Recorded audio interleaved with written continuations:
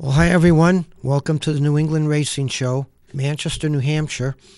Channel 23, also on YouTube. Like us on Facebook. You'll get the show on your Facebook page. Well, we have more interviews from the Racers Expo from back on February 7th in Marlborough, Mass. We did quite a few interviews, 15 in all. So today is my favorite interview, Skip Matczak from Seals It Company and DMA Midgets. Which is his representation today, but besides the history that goes along with this man, he's involved in a bunch of other things, and we're going to kind of pry into his world here a little bit. How you doing, Skip? Oh, very well. Thank you for having me here. We'll start with Seals It, which I don't know if you'd consider that a sideline business with all the racing that you do, but tell us about that. Well, Seals It is an outgrowth of my Allen Tool Company. My dad owned Allen Tool Company, started in the 40s. When he went to Pratt & Whitney Aircraft looking for business, they said no way. He then went out in the parking lot, and the big tall guy followed him, said, Sir, I desperately need a ride to the airport. Can you help me? My dad said, sure, let's go. The guy jumped in a car, introduced himself. His name was Colonel Charles A. Lindbergh. Wow. And 2 weeks later, we had business. So he put in a couple of calls on behalf of my dad, and we started the business on Allen Street, A-L-L-Y-N, in Hartford, Connecticut. Well, with our long Polish last name, M-A-T-C-Z-A-K, nobody could spell it, so he called it Allen Tool. I worked at my dad's shop. I'm 73 today, and we started 1958. I started as an apprenticeship part-time and worked for my dad for years and years. And finally, it got time for him to retire. I bought the business. We always had race cars, but going fast forward, at one point, one of my customers asked me to mold rubber on a big ring that goes against the fuselage of an airplane to pass hot and cold air when the plane's on the ground. And you've all seen it. It's the big yellow line that goes right up to the plane and fastens. So that's a job we do today. When he asked me if we could bond rubber to steel, I lied and said yeah. And that was the beginning of Seals It. We washed the car every night, and we knew that there were certain things that were a problem if you weren't able to protect it. So we started making products, starting with rod end seals, boots, axle seals, all kinds of things. And today, Seals, it's a pretty good sized company. We have product on 100% of all NASCAR Cup truck and Busch cars. Wow. We have, now that's about 30% of the business. Another 30% is industrial, and another 30% is off-road and things like that. We have a Seals It off-road division, and 10% just seems to come in with people who need things. But having race cars and being able to produce things that people need, and of course manage it and price it properly and promote it properly, that's my job. Wow. Well, your other job is, and I dare call it a job, is the racing side of things, although you're involved in racing with Seals It. But how did you get, we're going to get into some of these potent race cars that you've had over the years, but how did you get bitten by the bug? Well, I had a couple of bombers, if you'll call them, in local areas like Plainville Stadium, and fairly unsuccessful. But Buddy Krebs, a standout driver in our area, was in East Hartford where my dad's business was, and he came in and asked me if we could help him with a couple of projects. Well, that was really a thrill for me because I didn't know Buddy, and here I am maybe 18 years old and getting one of the top guys asking for help. So we started helping, and he and Perry Lee, an old Connecticut friend, had purchased a sprint car from New Jersey. It was is a 1948 Heligast. Wow. With a Dodge Hemi motor. And the Achilles heel on the car was the rear end. The power was too much for the they had a Model A or Model A rear end in it, and that was what the guys ran when they were running flatheads and things like that. But the Hemi was just too much. So I got involved in the car mentally, physically, and financially. And we ran the car at Westboro. Gene Bergen was the driver. Buddy tried it a couple times, wasn't that comfortable. Gene got in it, he thought he found home. So he won a number of shows at Westboro. He won a number of shows at Thompson, and one of the highlights I have is a video showing Gene beating the great Nolan Swift at Thompson. Wow. Yeah. And we're watching this little Hemi go down the straightaway. Wow. You know, you always remember your old race cars with great fondness. And sometimes the story becomes, as I joke, some of these drivers have won 140% of all the races they ever entered. But the fact of the matter is, this darned car was good. Well, that type of racing kind of slowed down. And from that, the car ended up in a barn with a cover over it. Now, fast forward, we found the car 30 or 40 years later, because raced it 60 years ago, passed it over to Jimmy Martell. We did not repaint the car. As I said earlier, you can repaint, but you can't unpaint. Yeah. So we've kept the car absolutely true to the last time it ran, and I have this car in my collection. But that car was a springboard for me. I was in the middle of modified country, which was Stafford, Thompson, Riverside. But when I watched the races, I'd see the guy running, leading with somebody behind him, bang, bang, bang, spin him, yay, and that guy went to the back. I just couldn't take that. I had an early introduction to open cockpit when I went to Shangri-La with the URC show, and racing there was Earl Holoquest, Red Regal, Larry Dixon, just tremendous names in, and I saw the professionalism. Everybody had white pants on with a red stripe. By the way, the reason racers have white pants in the major events was that Roger Ward spun into the infield, hit and killed Clay Smith, and AAA put in a rule that you must have white pants. Wow, okay. And that's the reason. Interesting. And so anyway, I saw this type of racing. I was really impressed, and I had gotten married, and there was a little bit of a break because you're getting married, trying to start your life properly. But I hooked up with a fellow by the name of Jim Jorgensen, and Jimmy later on went to Indy with Denny Zimmerman and a few others. But we put this package together for a sprint car. We went down to New Jersey and we bought a car that Carl Williams had flipped at Thompson.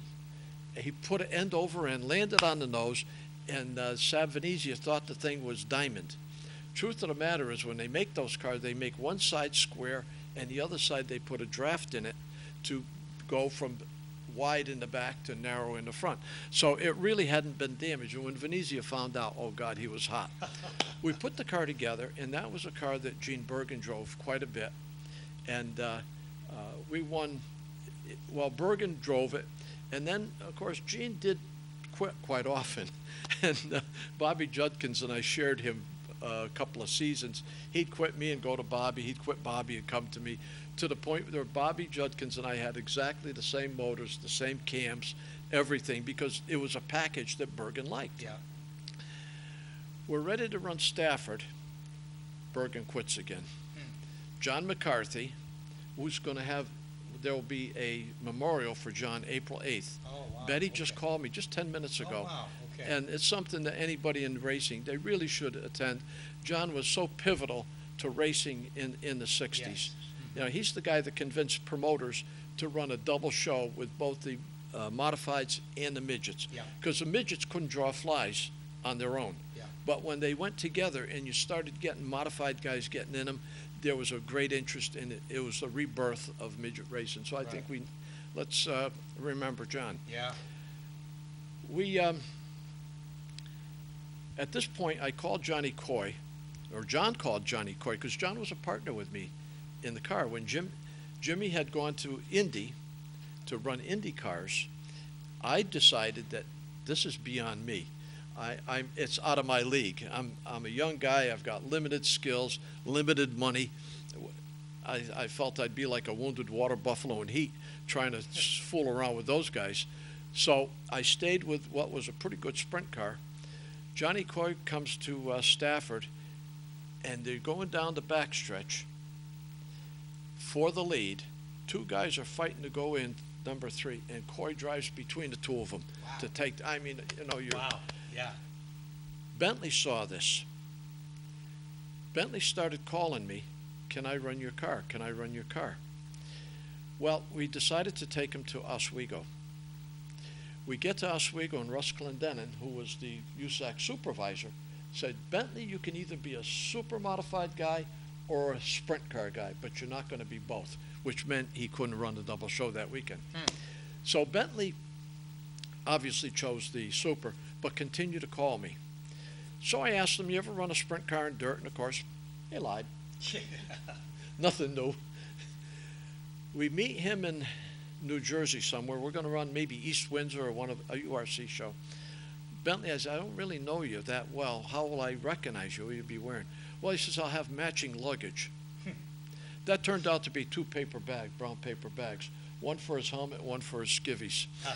We went to East Windsor, and they had never heard of a name Bentley Warren, so the announcer kept saying, "Up, up, up the backstretch, Warren Bentley."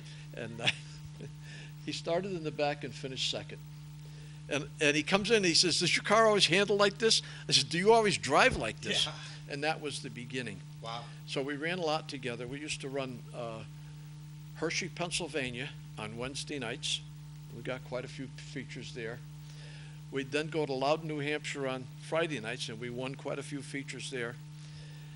And he would go to Oswego on Saturday. I'd go somewhere, and then we'd meet up again. Maybe we'd go to Fulton, or because at that time a sprint car could go pretty well on dirt or asphalt, and you didn't maybe change the rear bars and space out the tire a little bit, but it wasn't much of a change. We went to a URC show in Pocono. We won it. Wow. That was huge. And the reason it was huge, not only for our ego and everything else, it was huge because when Bentley went to Indy, they wouldn't let him come unless he had won a race on greater than a half mile in a recognized series. And Oswego or Nesma, any of those were not recognized series. But the fact that we had won a URC race against all these greats that I had mentioned earlier, that qualified him to go to Indy. Wow. So, and by the way, am I going too long or do? No, fascinating, fascinating story. We like history. We had a little bit of help from Tassie Vadas, and Tassie had Wally Dallenbach. Tassie was a shipping guy, friendly with Onassis and guys like that. He had race cars with my great friend Paul Young. Paul introduced me. Tassie was sympathetic. I mean, you go with Bentley, you're going to get some surprises. We went to see Bill Cassidy from Firestone. Here goes Bentley in his jeans and a T-shirt. I said, "Bentley," and I'm always accused of overdressing. And so Bentley, I said, "Bentley, don't you have a shirt?" He says, "This is a dress shirt. Look, it's got a pocket." Yeah. We got the tires. Yeah. So it couldn't have been too bad. Yeah. Tassie had a Valvoline sponsorship. He would help us. Here we are trying to run USAC, and we're outgunned terribly. So our secret weapon is nitro. We would go down the highway with a 55-gallon barrel of alcohol in the back, a cooler of propylene oxide on one side, and nitro on the other. Can you, we're dumb kids. Never thought of the consequences. My golly, if we'd ever had an accident, we'd be the first ones to the moon.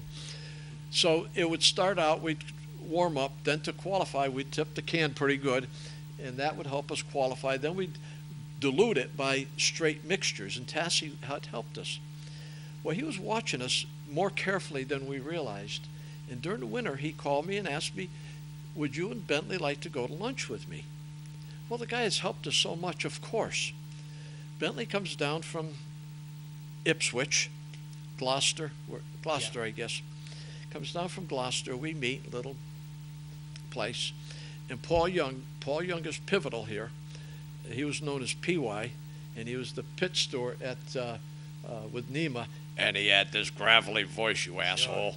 And he would drink so much that the guy would stand at I don't know how he stood up, but he was pivotal in this because he was great friends with Tassie, having had maintained his Midgets for years with Tony Bonadias. another great name. Yeah. We meet for lunch, ha ha ha, having a good time. He says, Bentley, what are you going to do next year? Well, he says, I'll drive for Skip if he'll let me. You know, that's a big joke because we're kind of a team. Tassie says, too bad. I hoped you would be coming to Indy with me this year. Wow. You almost feel like the chair came out from under you. You don't know what to say. You're so excited, but you don't want to ruin the moment, and you don't want to say something foolish. It's like the chair came out from under us.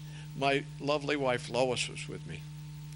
We go back to the pickup truck, and we hooted and hollered and banged on the dashboard. I believe if the truck was to be found, you'd still see dents in the roof where we hit the just pandemonium. Wow. And That's that's how Bentley went to Indy. Wow. Now that left me with a little bit of a void. And the truth of the matter was, the sprint car was getting outgunned by the roadsters. And running URC was not that financially favorable. But we had made a couple of trips up to Oswego. I knew what was going on. So at that point, we started building roadsters. And all of my stuff, even the championship cars we had, homemade in a two-car garage with a homemade motor. Designed my own cams, built reverse rotation stuff, had a suction car. And earlier somebody said something about Richie. We had finished second in the Oswego Classic. And and Richie had won the Bud 200 at Oswego. We're standing at line at Thompson. He turns to me and says, how much you get for running second? I'm pretty sure it was about $15,000. Hey, he's a son of a gun. I won the Bud 200. I got $12,000. I said, Richie, you got to understand, A-main cars always make more than B-main cars. To the moon. Because Richie was Mr. Modified, Yeah. completely all the way. We end up in a clubhouse, and we were talking strategy and tactics at that. Yeah, sure. We're up in the clubhouse with Dick O'Brien. Dick says, Richie, think about this. You're going to ice slip in Wall Stadium for $600-800 to win. You're driving, what would that be, about 4 or 5 hours? Probably, yeah, 4 or 5 hours from Utica. He says, we're 45 minutes away, and this guy is winning $2,500 on a Saturday night. Why don't you guys get together? So Richie says, you know what? I run there 4 or 5 times a year. Why don't we start with that, and maybe it'll grow? Well, we did, and we did very well. But the interesting part, the untold story, was that Richie was on Goodyear. And at that point, Goodyear is developing a radial tire for Indy.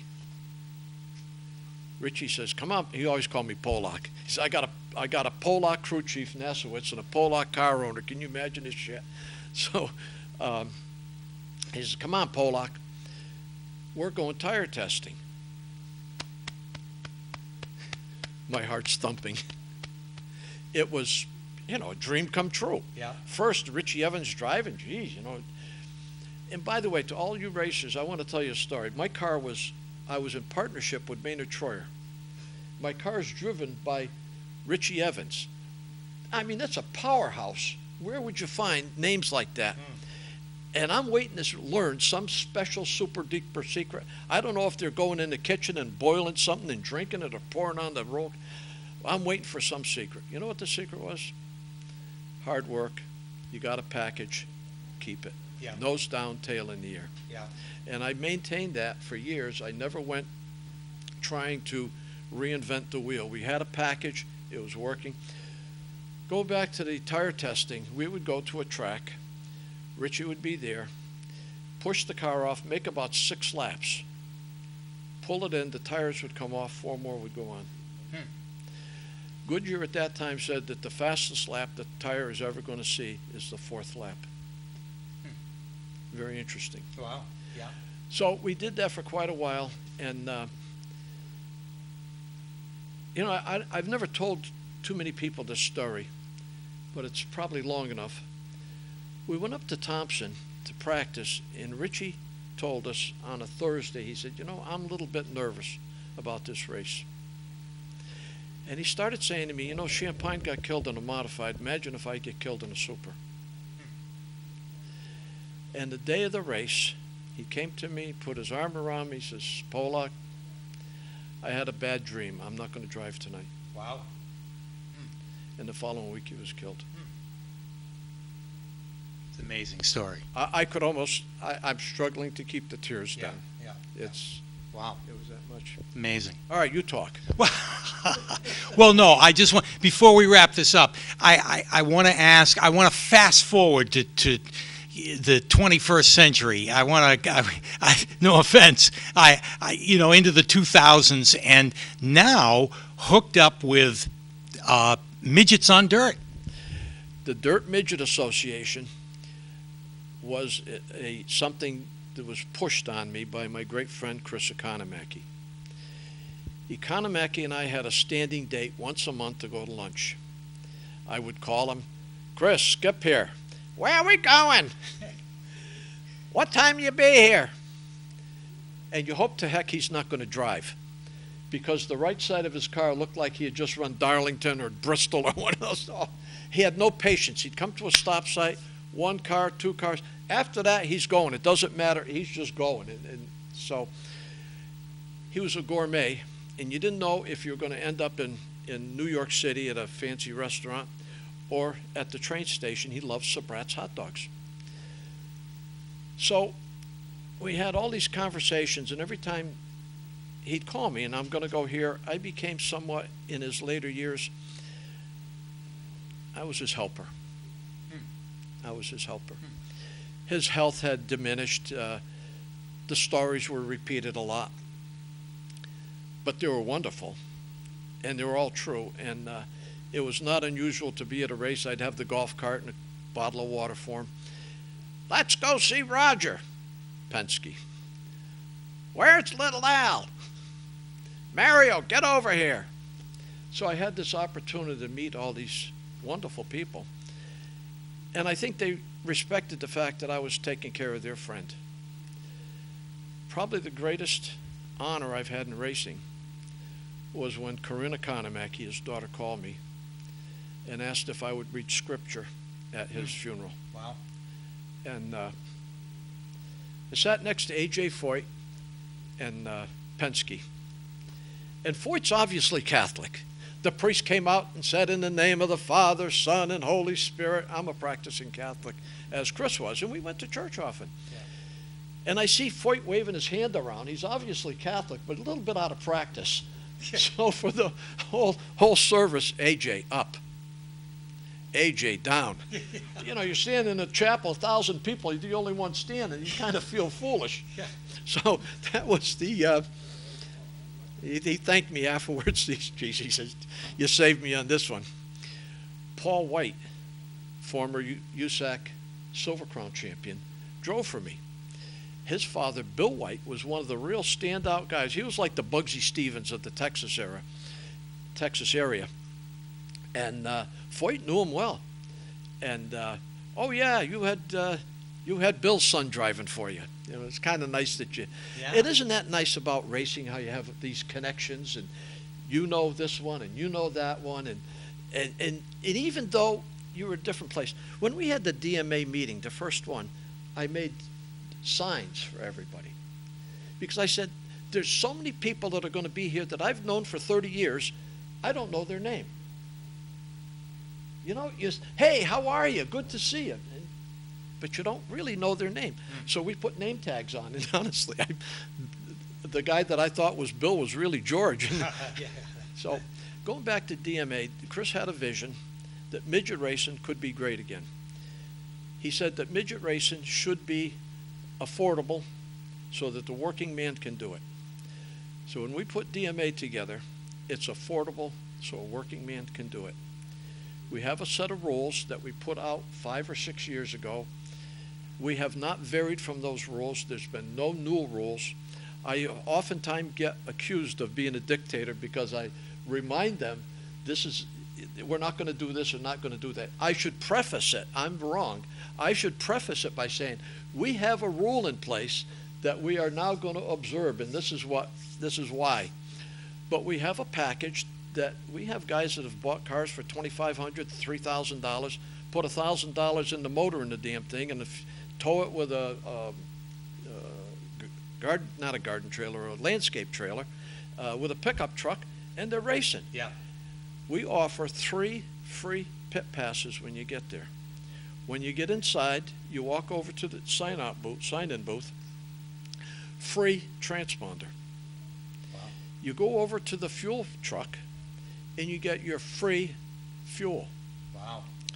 And then, if you need a tire, this year the price is going up to $110. We had an $80 right rear tire. Wow. That lasts half a year. And it's competitive. I don't care if you spend $180 for a soft one or a hard one. Our $110 tire is just as good, and most of the races are won on that $110 tire. We're first in and first out. Yeah.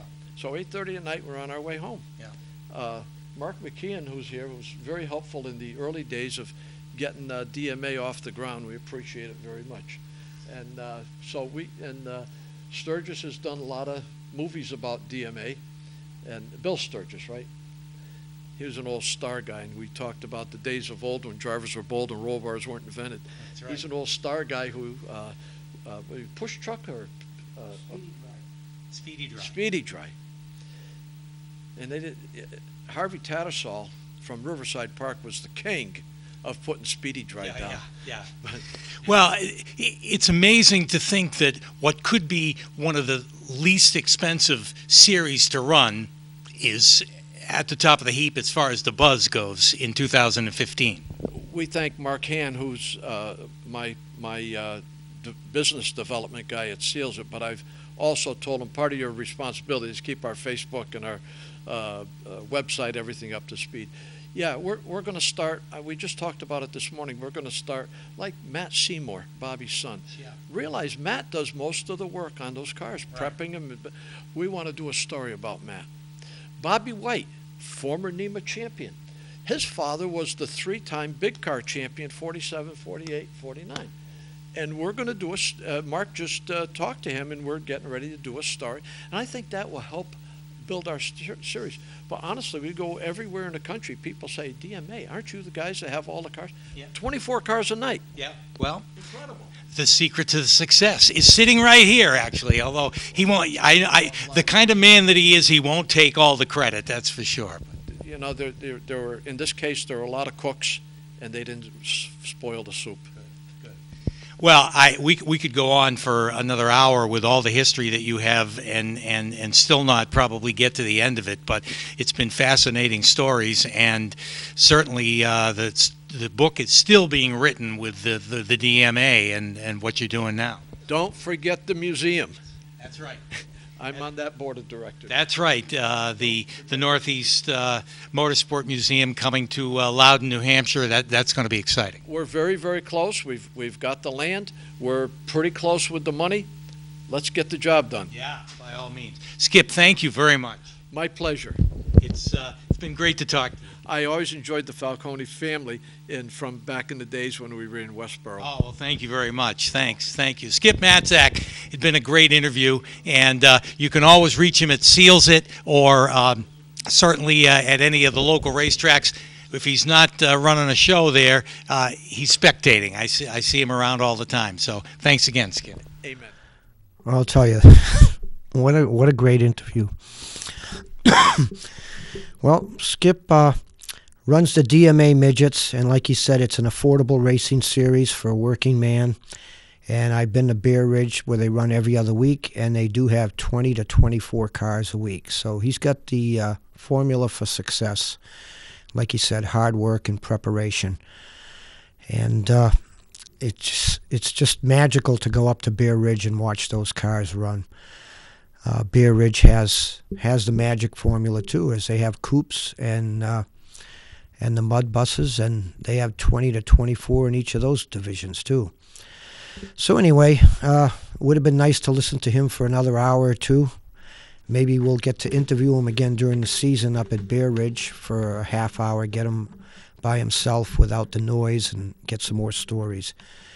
Skip is like a racing history book. Well, anyway, we have more interviews for the next 2 weeks coming up, so we will be here next week with more interviews from the Racers Expo. Thanks for joining us.